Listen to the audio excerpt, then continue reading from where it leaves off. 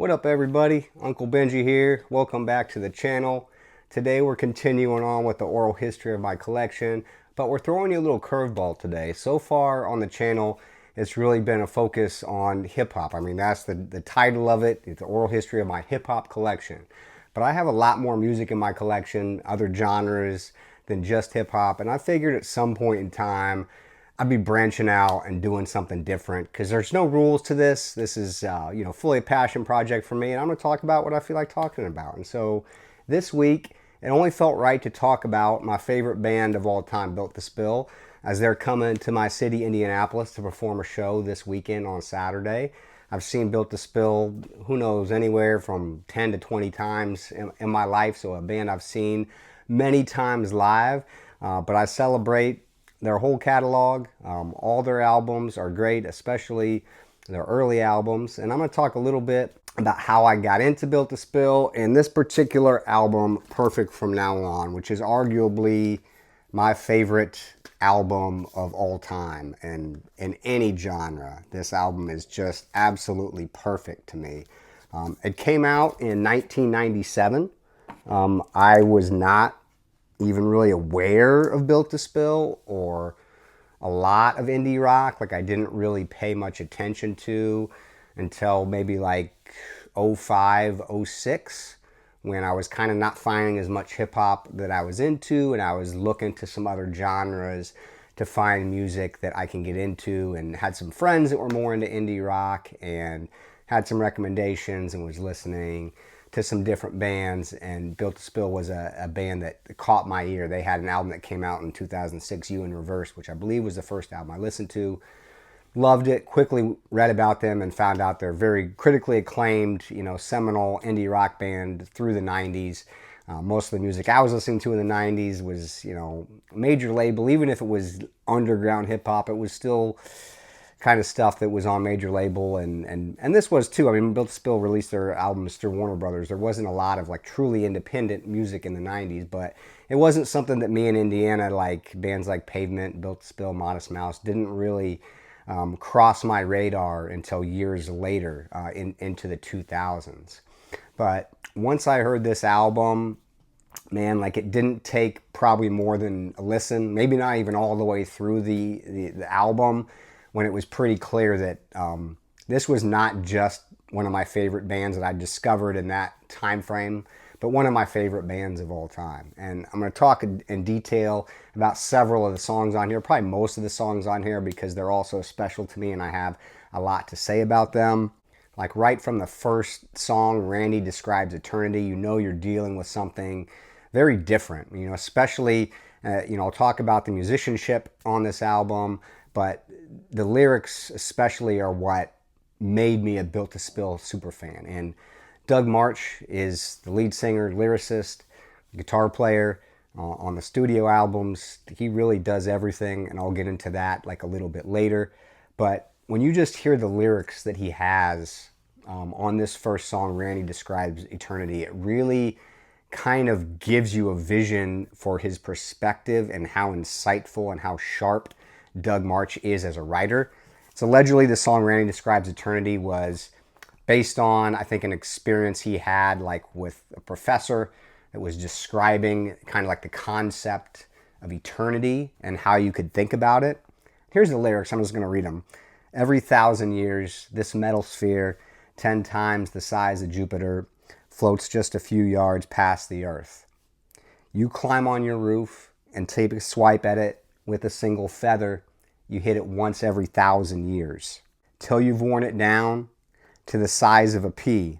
So you just think about that time frame. You're hitting this giant metal sphere once every 1,000 years, but over thousands and thousands and thousands of years of you hitting it with this feather, you're gradually wearing this metal thing down to a size of a pea. So we're talking thousands, if not millions, just forever. We're talking eternity. This is a way you can look at it. And he says, but that's only half a blink in the place you're going to be. We all, not all of us, but many of us growing up thinking about religion or promised eternity, going to heaven, spend eternity in heaven.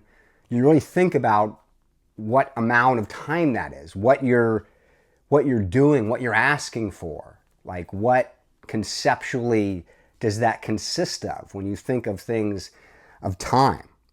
You know, and then he follows up later in the song. He says, "Where will you spend eternity? I'm going to be perfect from now on. I'm going to be perfect starting now." And when I heard those lines, man, it was like a thunderbolt to me as someone that was raised going to Catholic school, not in a super religious household, but always had religion around. And as a kid, heaven and hell, the idea of it just didn't quite click with me. And this song really puts so much of that into perfect perspective, because you had born again Christians, people that had lived lives, maybe not even that bad lives, but they decide, okay, I'm born again. I'm going to be perfect from now on. And how ridiculous of a concept that is.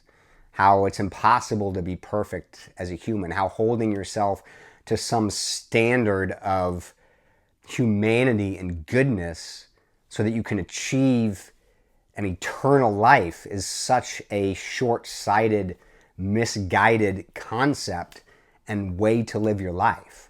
So that's like the intro into the album. And there's, at the same time with these lyrics, just some really phenomenal instrumentation, as there is on every song on this album. Really dynamic guitar work, band work. He has on all of these songs and all their early albums, it's like 3 guitars.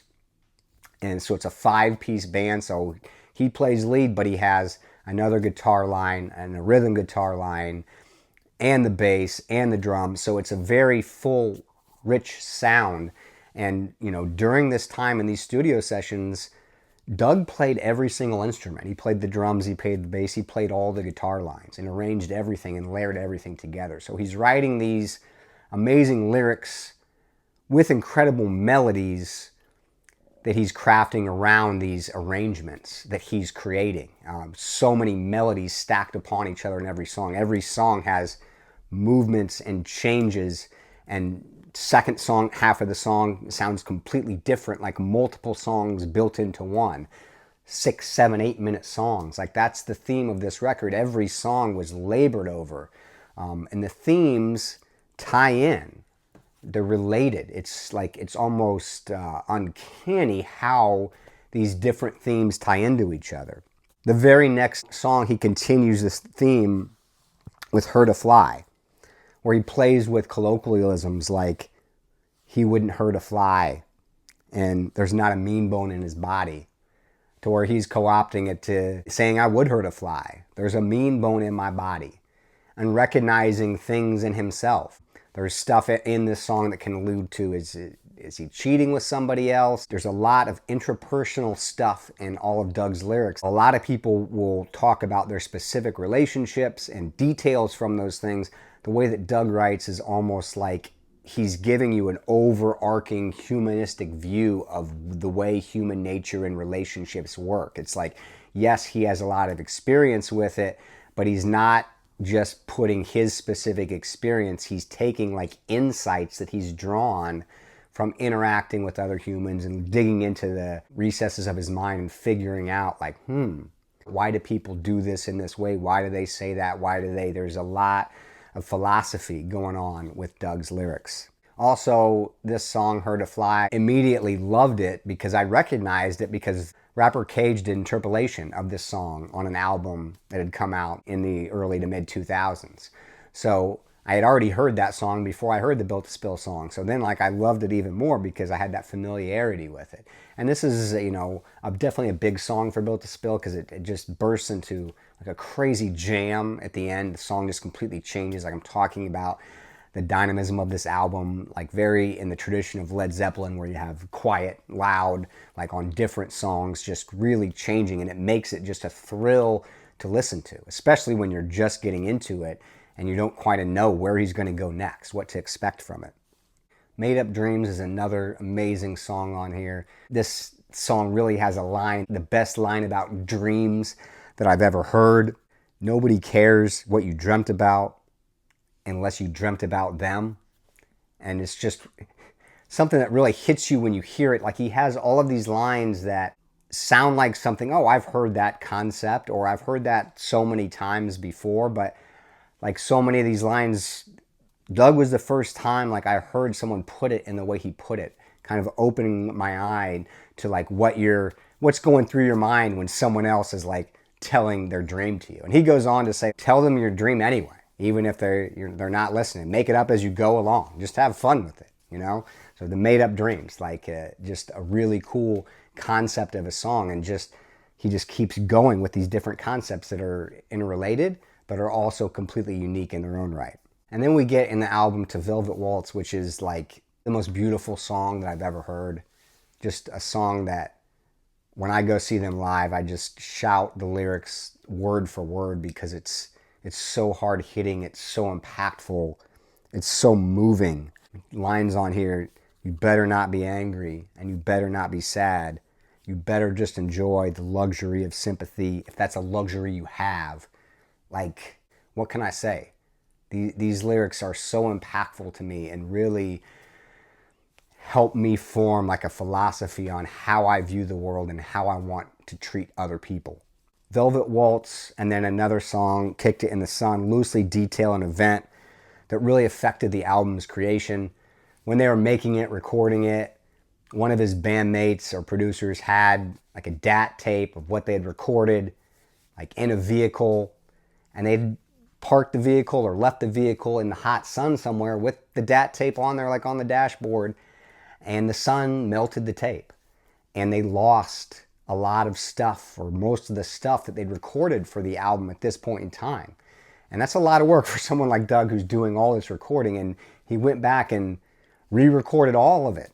So he has some lyrics on these songs alluding to, you know, leaving something in the sun and how the temperature, the distance of the sun, and how that just that factor like led to this thing that now this hard work thing that we worked on is gone just because we left it in the sun.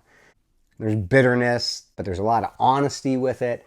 And it's just like a really cool angle to have to just add that complexity to this album on how it was created and the work that went into it. Kicked It in the Sun is just one of my favorite songs. Like the range of dynamism on this song and how it changes in the back half just invigorates me every time. And he pairs it with more spectacular lyrics. We're special in other ways, ways our mothers appreciate. Just repeating that line. There's so many people that aren't special, but to their mom they're special, you know? And I just hadn't heard somebody put it that way. But as Doug always does, he finds ways to put the simple things out there that you've never heard before that really burrow in your brain and bring you closer to your own humanity. Out of Sight and Untrustable, it's like you can listen to songs like these and you think Doug's maybe being kind of critical of other people and the way their brains work and they need to kind of get out of their own head. But there's also the angle as like, is he talking about himself on these things? There's a lot of just being in touch with humanity and knowing the way his own brains work, knowing the way other people's brains work, not necessarily blaming people for the conditioning that they've been through, but he also wants them to be able to maybe look out of it. Maybe by listening to his music, they can get a piece of perspective and see things in a different way. The last song, Untrustable, kind of brings the theme from Randy like all the way back home when he asks, why can't you empathize with Jesus' point of view? He's laying down the gauntlet at the beginning, talking about the absurdity of an eternal afterlife, and then connecting it on the back end. Why can't you be more like Jesus? We're focused on the afterlife, the eternity, the heaven, the perfect, and not looking at all the things that Jesus actually represented. You know, how you treat people, turning the other cheek, caring for the less fortunate, the meek of the earth, you know, all these types of things that, like, as I know, going to Catholic school, going to schools with people that really, families that really like seem to worship money, but were Christians, were Catholic, and it never jibed with me in my head. And it was hard to find a lot of artists growing up that could really pinpoint the emotional detail in the way that resonated to me, and not just rejecting religion, but being able to look at the nuance of it, the things that I've had in my head but couldn't quite express. That stuff is always there in Doug's music. And it's like a grounding anchor for me. Like when I can kind of lose sight of things, or get a little manic and get outside of myself, I can always go back and listen to Perfect From Now On and get, thrilled by the musicianship of it, but also just grounded and connected with who I am and who I want to be. So like I said, it's going to be a little different today, talking about a rock record. You're probably not going to see another one for a little while. We'll be back to regularly scheduled programming of talking about my hip-hop collection next week.